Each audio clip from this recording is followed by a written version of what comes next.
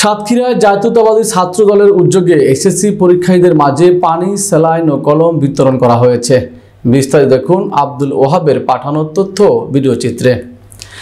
সাতক্ষীরায় এসএসসি দাখিল ও সমমানের পরীক্ষার্থীদের মাঝে ছাত্র দলের উদ্যোগে পানি, খাবার, স্যালাইন ও কলম বিতরণ করা হয়েছে। বৃহস্পতিবার সাতক্ষীরা জেলা শহরের বিভিন্ন পরীক্ষা কেন্দ্রে গিয়ে এসএসসি ও সমমান পরীক্ষায় অংশগ্রহণকারী পরীক্ষার্থীদের মাঝে এসব বিতরণ করেন পৌর ছাত্র দলের যুগ্ম আহ্বায়ক ইমদাদুল হক ছোট।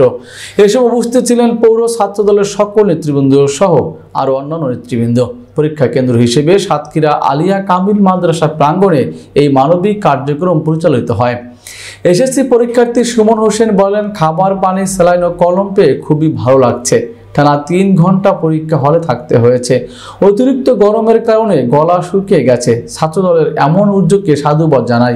পরীক্ষা কেন্দ্রের দায়িত্বরত একজন শিক্ষক ছাত্রদলের এমন উদ্যোগের প্রশংসা করে বলেন, তাপপ্রবাহ থেকে কিছুটা স্বস্তি পেয়েছে শিক্ষার্থীরা। বিশুদ্ধ পানি ও খাবার, স্যালাইন পেয়ে এভাবে প্রতিটি পরীক্ষা কেন্দ্রের সামনে এমন উদ্যোগ না হলে ভালো হবে।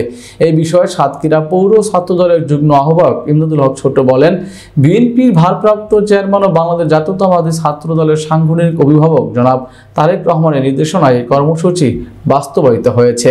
এসএসসি ও সমমান পরীক্ষার্থীদের মাঝে আমরা এই খাবার, পানি, স্যালাইন এবং কলম বিতরণ করেছি। অতিরিক্ত গরম থেকে কিছুটা স্বস্তি দিতেই আমাদের এই ক্ষুদ্র প্রয়াস। শিক্ষায় মনোনিবেশ ছাত্রদল সর্বদা শিক্ষার্থীদের পাশে থেকে বন্ধুসুলভ আচরণ করবে। ছাত্র দলের এই উদ্যোগ আগামীতেও অব্যাহত থাকবে বলে জানান তিনি।